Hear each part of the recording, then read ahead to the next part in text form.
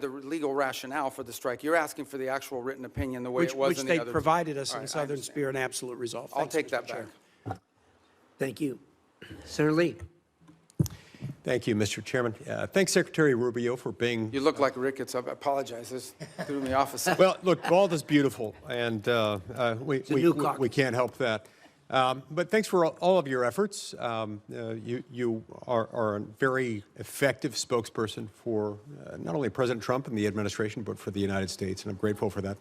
Was wondering at the outset if you could talk to us a little bit about the fractured Iranian regime and how that might be making negotiations more difficult. One of the things I've wondered, for example, are whether the diplomatic Iranian channels are sort of crosswise, at odds with, or working hand in glove with the IRGC, which is itself causing a lot of these ceasefire violations, or is it all sort of coordinated chaos to try to undermine and tip the scales in favor of Iran in the negotiations?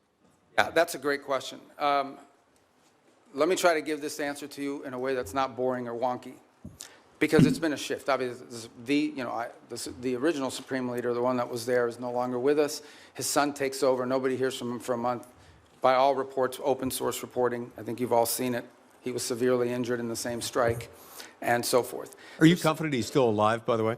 Yeah, I think there's indications that, in fact, we've not heard from him publicly. We haven't seen him publicly, and I would imagine, given what's happened to multiple leaders in that system, being very public is probably not something that's recommended for them internally. But that said, I think there are indications out there that he is increasingly engaging at some level, although all of his communications have been in writing and through intermediaries. So the way to think about it is the following. You have the Supreme Leader, and understand that at the end of the day, the Supreme Leader in their system there really is no analogy to it in our system or anybody else's system. It is a theological office. It was the head of the Islamic Republic in the sense of the ultimate decision maker, and every major decision has to be run by them. They are advised by a council. It's not clear if it's 6 people or 8 people, but there is a council made up of both IRGC and other elements of the regime that surround that Supreme Leader. And ultimately, that council has to sign off on anything. And then there are the people you see on TV, like Arachi, who's out there every single day, and Ghalibaf, who's the Speaker of the Majils, who's been playing a pretty prominent role. And they are the ones that they have sent to negotiations and so forth. It is our view of the system, as we understand it, and as it's been expressed to us both by the intermediaries and by Iran directly, that what Arachi and Ghalibaf bring or take from us, they then have to run back to this council and ultimately get guidance from them. And that process oftentimes takes 3 to 5 days to get a response. Now, some of it is logistical. They're operating probably using couriers and things of this nature. Part of it is internal fissures on exactly what they should agree to or not agree to. I think the second point that needs to be driven in this regard is that there is evidence that there are communications issues within the regime as well. So, for example, it's pretty clear that at the outset of hostilities in the conflict, they had delegated decision-making to field commanders. And so oftentimes field commanders had delegated authority to act on let's say, a pre-operational planning that had already put in place. And so unlike our system, where perhaps you know that the President or the Secretary of War is directly making orders and decisions, or the Chairman of the Joint Chiefs, in their system, a lot of decision-making at the tactical level, like which ships to hit and so forth, are being made at the commander level. So that's why from the outset it can look like fire-ready aim, but it's part of the design of the system, perhaps? Well, I think it was a design of the system in the sense of regime survival and the ability to operate in case there was decapitation strikes or people were removed. But let's go back to the essence of the negotiations. What complicated them is you ultimately are negotiating with people who then have to negotiate within their own system to see what they're allowed to give and what they're allowed to agree to. What is abundantly clear is that Iran is facing severe internal economic. All the problems Iran had before this conflict not only are still there, but they're worse. All the things that led to the protests, all of these are worse than they were before. And I think there's definitely elements within that regime that understand it And then there are other elements of it that are more immune to it and perhaps more resistant to making agreements. And so what we are working through is in many cases, is delays in getting the responses to people. And this is why you see reporting about there might be a deal in the next few days, because internally it takes time to get responses from them, sometimes upward to 5 or 6 days. Undoubtedly, they're using that to their advantage, sort of like the car dealer where the salesman has to go talk to his manager and make you wait and think about it for a while. Even more complicated than that. Even more complicated than that. One more question. I think we could benefit from hearing from you. It's an about the need absolute to mess. zero out It's a terrible funding mess. for a couple of entities, including the National Endowment for Democracy and US ADF. Can you tell us about that?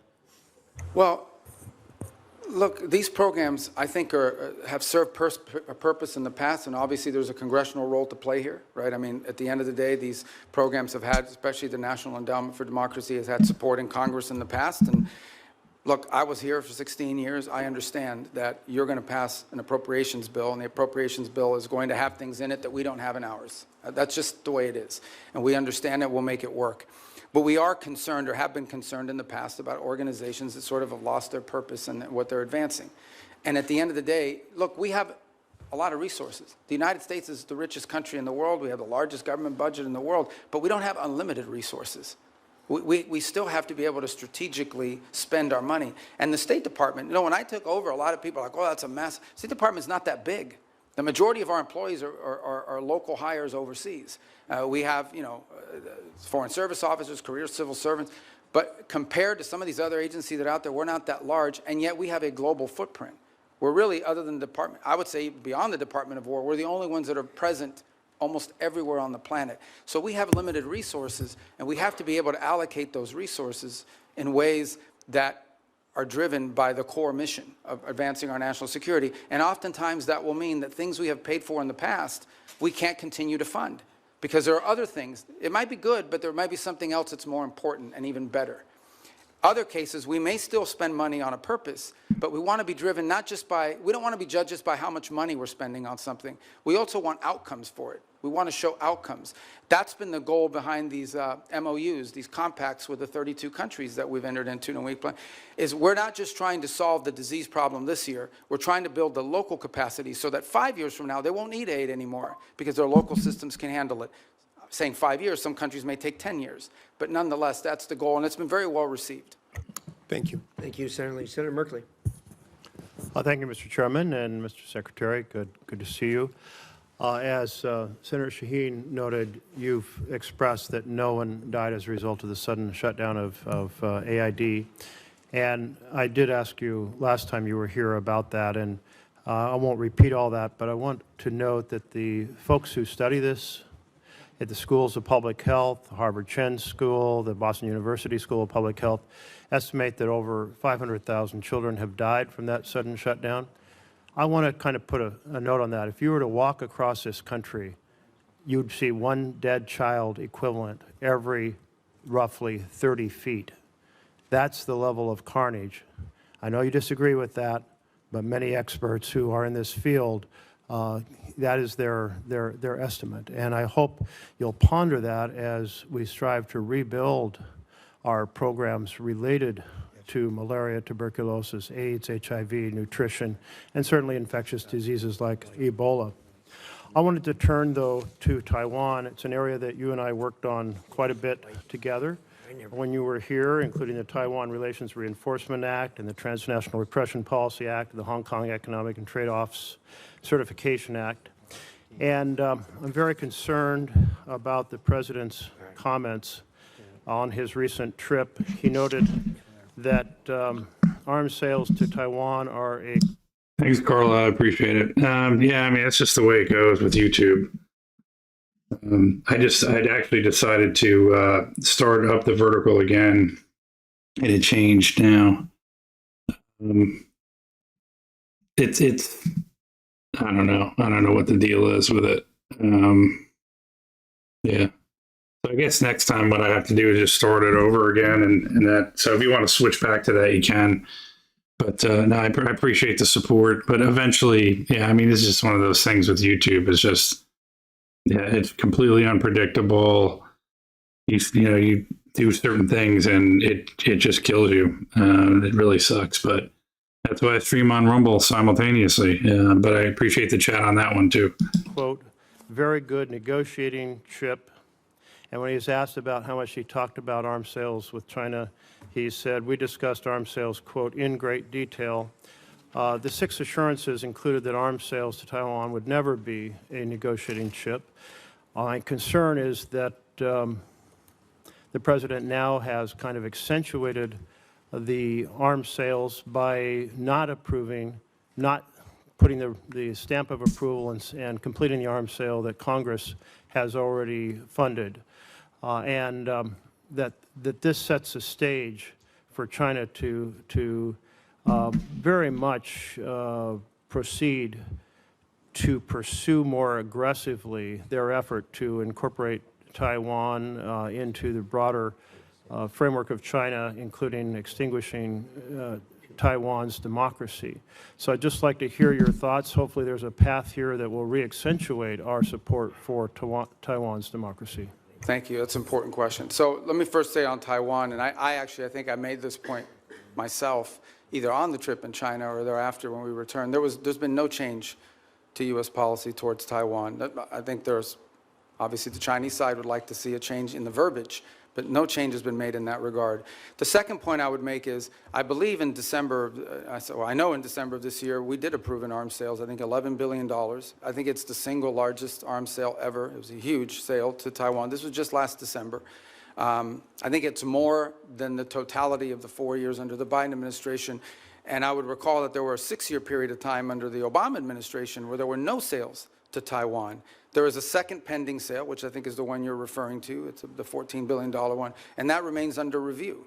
And but we just did one in December. So I don't think it's, and I'm not saying you're saying this, but I don't think it's fair to say that the U.S. is not providing it. We just had a massive arms sales, and it was so big and so noticeable that the Chinese became very aggressive about it and some of the incursions they undertook as a result of it. And as I said, it was more in one sale than we did in the entirety of the Biden administration, if I'm correct, and I think I am on that point.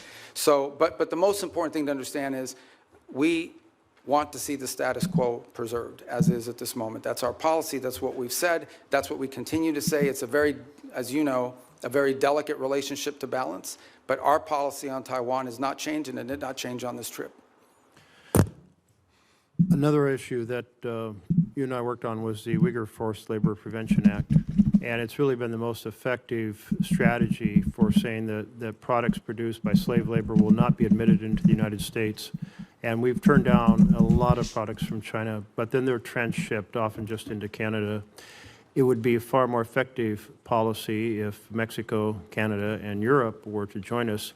Is that an objective you can pursue in your role? It is, and as you said, it's an enforcement challenge. I think the initial enforcement was easier because it was more straightforward. I think the transshipment issue makes it harder because it requires more paperwork, more due diligence, and frankly, in many cases, some of it is obscured. But I want to make this point. There's clearly a humanitarian aspect to it. There's clearly a humane aspect to forced labor, which is horrifying. Separate but related, there's an economic aspect to it. It is also, unfair competition for our companies to have to compete against someone who has free labor, basically compelled and forced labor. So we've made the argument on two fronts. Not just is this immoral, but it is and horrific, but it's also an enormous economic disadvantage, not just for us, but for companies all over the world. As you can imagine, depending on the country, some are more willing to lean in on these issues than others. I think just yesterday, last week, the foreign minister of China was visiting Canada, and where they sort of announced, or at least put out the prospect of how Canada can export more to China next year. That was the carrot. What we don't know in those, and I'm not blaming Canada, I'm just saying in general, they do this all over the world. There's a stick associated with it. And I would imagine that China's I know that they put tremendous amount of pressures on countries around the world not to comply with restrictions like the ones we put. I agree. If we got Canada and Mexico to agree, given our current trade arrangements, it would make it far more effective. To date, we have not been successful at convincing them that they should do that because, among other things, I think they fear retribution. But we certainly will continue to raise it because we think it harms them. Senator Barrasso. Thanks, Mr. Chairman. Mr. Secretary, great to see you again. You opened by talking about American leadership and American interests. And later this month, the G7 is going to be meeting in France, and then next month, NATO meeting in Turkey. Just overview, what are the priorities you're going to go into those meetings with? G7? G7 and NATO, yeah, coming up next month in this. Yeah. Well, NATO would be a fun meeting. Let's start with the G7 one. The G7 forum this year has largely been focused, obviously, because of the Straits. So when I went to the foreign ministers meeting in March, a lot of the conversations in April were about the Straits. And the one point we've made is, and what's interesting is a lot of the countries involved there, even though it's not a military forum per se, the UK and France are members of it, they've put together this initiative, which they say they will send minesweepers and escort ships, but they will do so once hostilities is ended. It's kind of a catch-22. On the one hand, I mean, why do you need naval escorts if no one's shooting at the ships? That said, I don't diminish the utility of it, because I would imagine the first few ships to go through are going to like to be escorted. So I think that's going to be a key feature of that conversation. I think there's a shared interest in all these countries on rare earth minerals and supply chains generally. I think there is a growing global consensus. And we had a great, maybe a few of you had attended part of it, we had a great ministerial here earlier this year on rare earths and supply chains that brought in dozens of countries, and all the G7 countries were represented at it. And so I think that's going to be a feature here, is how do we diversify?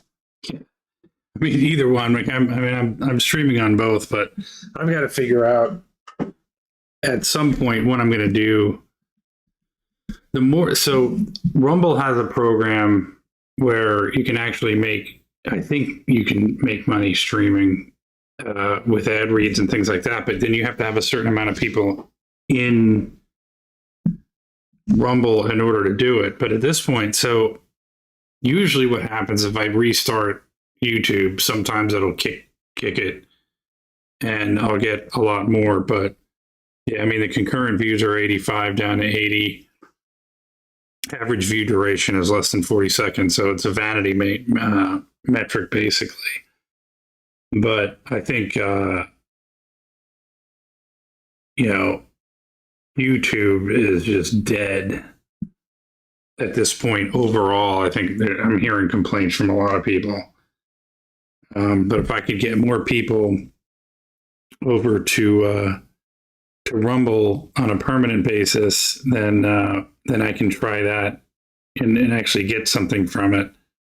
And I think I get more on the super chats overall than anything, but than YouTube. But it's really not as many people are on Rumble as they are on YouTube, unfortunately. So it sucks. But yeah, YouTube is shit.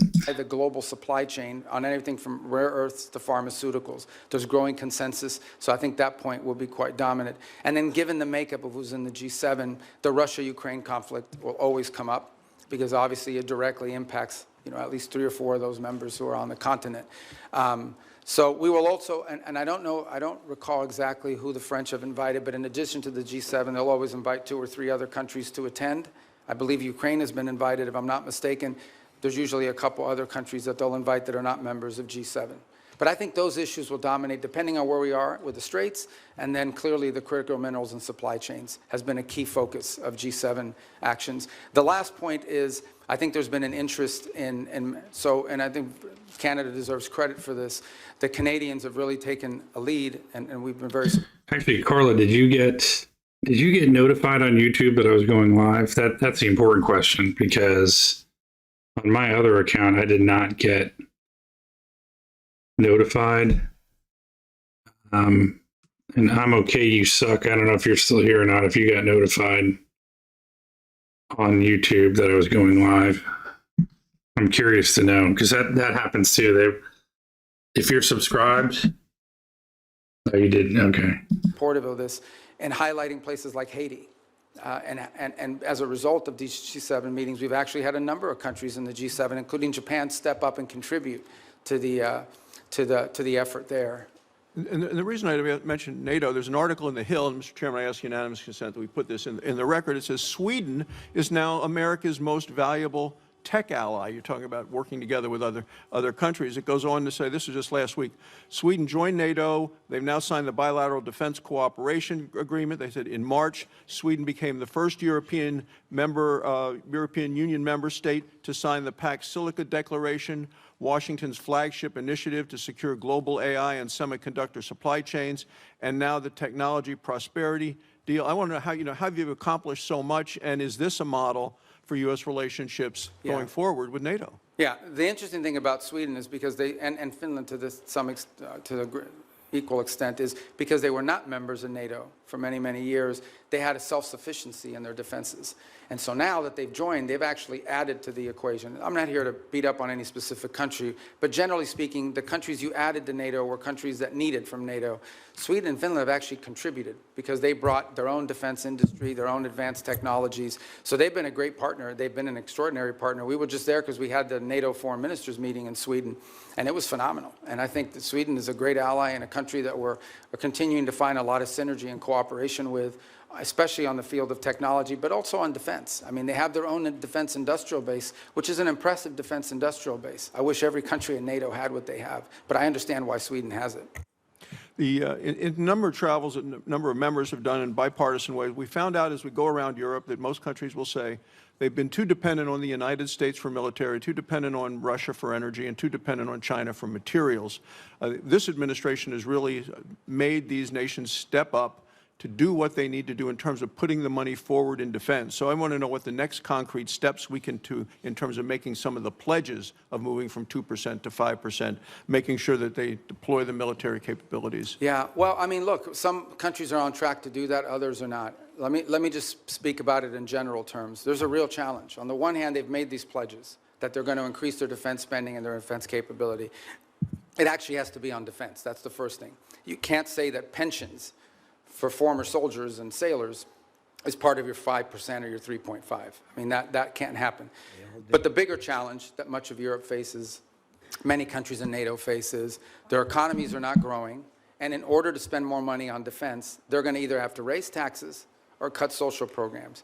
And part of the reality of NATO, whether we like to hear it or not, is that many of the countries in Europe were able to build these very robust social safety nets because they didn't have to spend it on defense because NATO and the United States was providing it for it.